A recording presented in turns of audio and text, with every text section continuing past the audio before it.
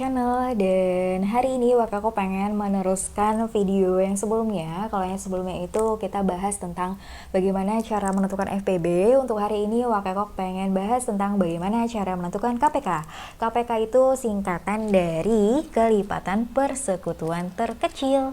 Dan kalau FPB itu ada langkah-langkahnya. Kalau KPK apakah ada langkah-langkahnya? Oh ada. Ada, dan langkah-langkahnya ini nggak beda jauh sama FPB. Dan KPK ini cuma kebalikannya dari FPB. Kebalikannya gimana?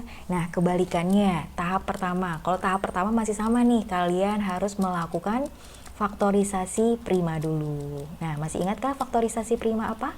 Faktorisasi prima berarti dia diuraikan ke dalam bentuk-bentuk bilangan prima. Ke dalam bilangan prima, di mana bilangan prima itu adalah bilangan asli yang lebih dari 1 dan dia hanya bisa dibagi oleh angka 1 dan dibagi oleh angka dia sendiri. Yaitu berapa aja? Yaitu 2, kemudian 3, 5, 7, 9, 11, 13 dan seterusnya ya. Dan kalau misalkan kalian sudah memfaktorisasikan prima, kalian tinggal pilih aja faktor yang sama dan faktor yang tidak sama. Nah, di sini bedanya. Kalau di FPB kalian hanya ambil faktor yang sama, angka yang sama. Namun kalau di KPK kalian pilih faktor yang sama dan juga yang tidak sama. Jadi semuanya kalian pilih. Nah, mantap kan? Setelah itu, setelah kalian pilih faktor yang sama dan yang tidak sama, kalian tinggal pilih faktor dengan pangkat yang paling besar. Kalian tinggal pilih pangkat yang paling besar.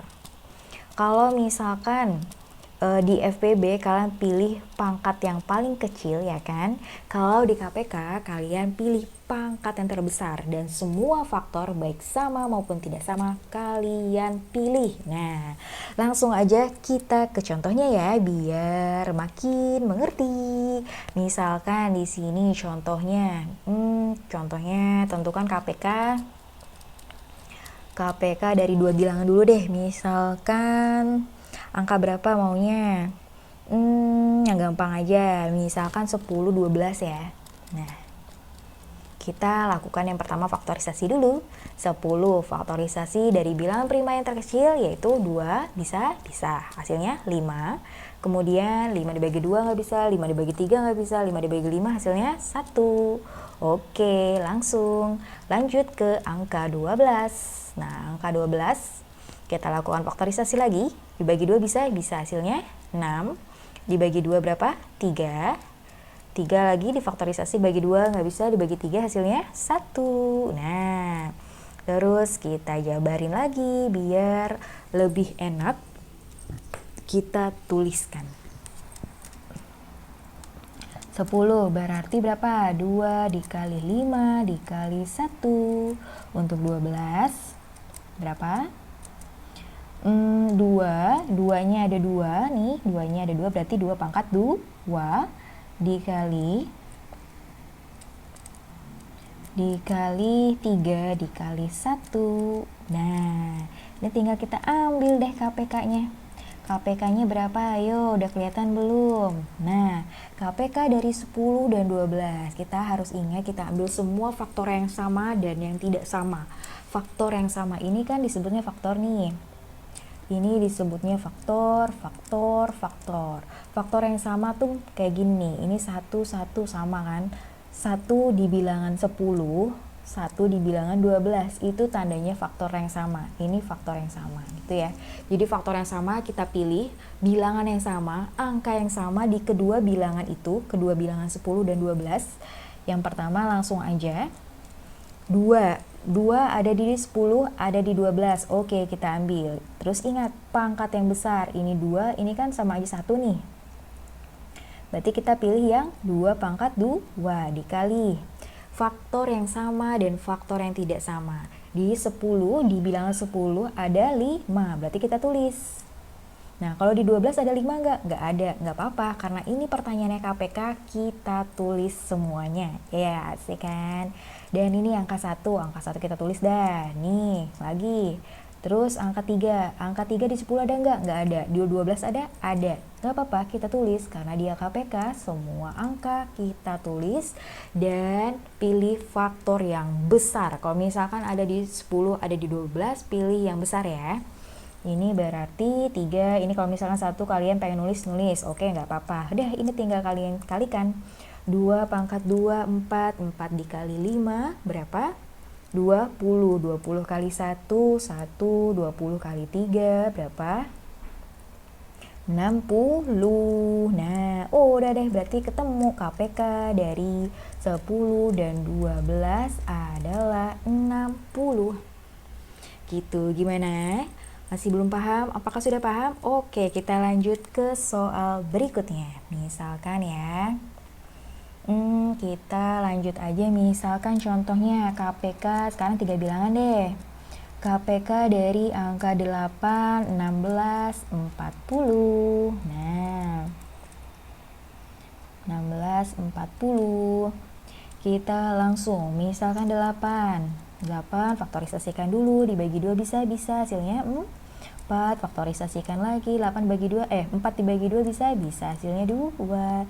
Ini tinggal berarti 2 dibagi 2 1. Oke, lanjut ke 16. Faktorisasikan, 16 dibagi 2 bisa hasilnya 8. 8 dibagi 2 bisa hasilnya 4. 4 dibagi lagi 2 bisa hasilnya 2. Faktorisasikan lagi, 2 dibagi 2 hasilnya 1. Oke, lanjut ke 40. 40 dibagi 2 bisa hasilnya 20. 20 difaktorisasikan lagi, dibagi 2 bisa hasilnya 10. Faktorisasikan lagi, 10 dibagi 2 bisa hasilnya 5. Kemudian faktorisasikan lagi, 5 dibagi 2 tidak bisa, 5 dibagi 3 tidak bisa, kemudian 5 dibagi 5 hasilnya 1. Nah, kalian ingat lagi ya, bilangan primanya ini harus dibagi bilangan prima yang mengarah ke kanan. Nah, bilangan primanya tadi berarti, nih takut misalkan masih ada yang bingung ya, bilangan prima pembaginya 2, 3, 5, 7, dan seterusnya itu harus dibagi ke arah kanan. Kalau 2 nggak bisa, berarti langsung ke angka 3. Kalau 3 juga nggak bisa, berarti harus ke angka 5, gitu seterusnya ya. Dan ini langsung aja kita jabarin lagi. Untuk 8 berarti berapa? Nih, 2-nya ada 3, berarti 2 pangkat 3 dikali 1. Oke, 16. Sekarang 2-nya ada berapa? 2 pangkat 4 dikali 1. Oke, sekarang 40. 2-nya ada berapa? 3. 2 pangkat 3 dikali 5 dikali 1. Nah, sekarang tinggal kita tentukan aja. Tentukan ini. Nah, jadi KPK-nya berapa? KPK-nya, ini sudah terlihat, sudah terpampang nyata, udah terpampang nyata. Jadi KPK-nya berapa? Angkanya, faktornya kita ambil semuanya. Ingat, faktornya kita ambil semuanya kalau di KPK. Kalau ada faktor yang sama di ketiga bilangan tersebut, kita pilih pangkat yang terbesar. Yang ini kita langsung aja ya, 2 ada semua ya. 2 ada di 8, 2 ada di 16, 2 ada di 40. Dan ini kita lihat nih faktornya, kepencet. Faktornya di sini yang pertama pangkat 3, ini pangkat 4, pangkat 3. Pilih yang paling besar yang mana?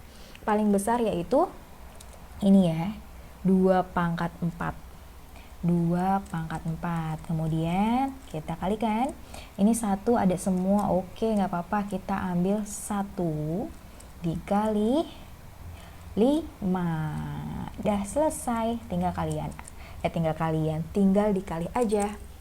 Berapa? 2 kali 2, 4, 4 kali 2, 8, 8 kali 2, 16.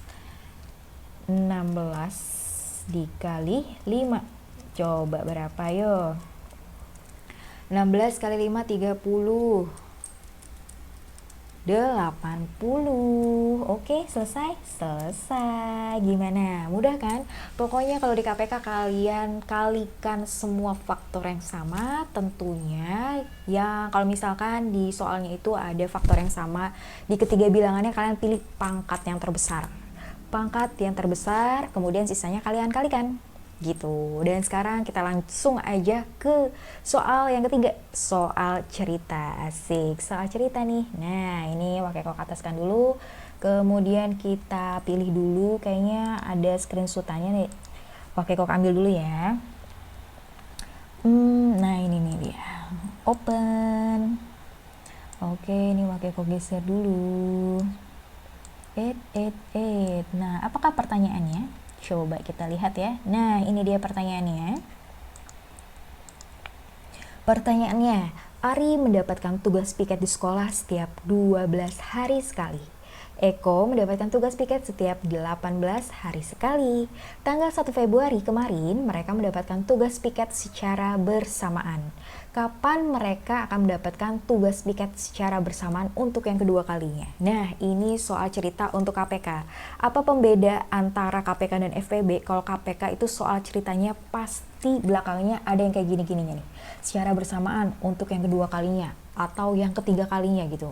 Dan ini ciri-ciri untuk soal cerita KPK ya. Dan kita langsung aja, berarti ini secara singkatnya menentukan KPK untuk angka 12 dan 18. Nah, kalau tanggal mah nggak usah diperhatikan, ini kan namanya juga soal cerita ya, dia mau nulis tanggal berapa. Yang penting itu adalah angka 12 hari sekali dan 18 hari sekali. Singkatnya bagaimana tentukan KPK dari 12 dan 18. Ini langsung aja kita jabarin nih pakai pohon faktor. 12 dibagi bilang prima terkecil 2, berapa? 6. Bagi lagi terkecil 2, hasilnya 3. Berapa lagi? Berarti 3, ini 1. Oke, ke 18. Pohon faktor bagi 2, 9. Bagi 2 bisa, nggak bisa. Bagi 3 bisa, 3. Kemudian 3, 1.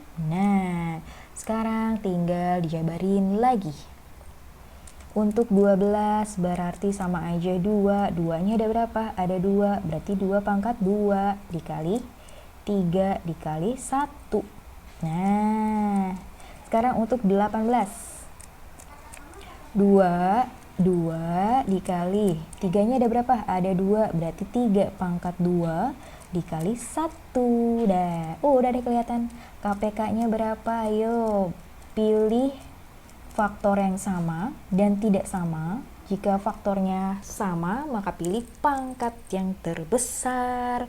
Nah ini 2 ada nggak? 2 di 12 ada, 2 di 18 ada nih. Berarti kita pilih pangkat yang besar. Nah ini dia udah kelihatan nih.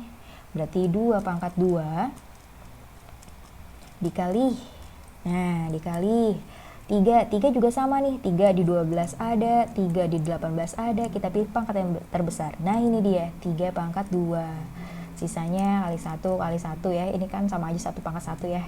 Nah berarti berapa? 2 pangkat 2, 4 dikali 3 pangkat 2 berapa? 3 kali 3, 9, hasilnya berapa? 36. Nah, udah deh. Kelihatan hasilnya adalah 36. Jadi, jawabannya kapan mereka akan mendapatkan tugas piket secara bersamaan untuk yang kedua kalinya? Berarti tadi jawabannya adalah 36. Jadi, mereka si Ari dan Eko ini mereka akan mendapatkan tugas piket secara bersamaan setiap 36 hari sekali. Udah selesai. Oke, selesai dah. Gimana? Masih belum paham? Apakah sudah paham? Jadi sama aja bisa ditarik kesimpulan ya. Ini nah, simpulannya kalau FPB ini KPK. Nah, caranya yang pertama sama-sama faktorisasikan prima dulu. Faktorisasi prima.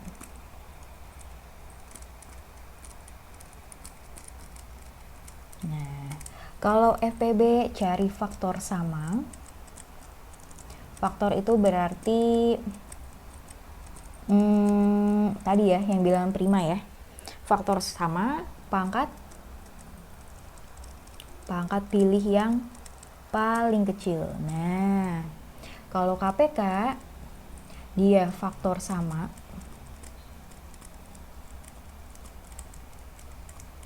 pangkatnya pilih yang terbesar,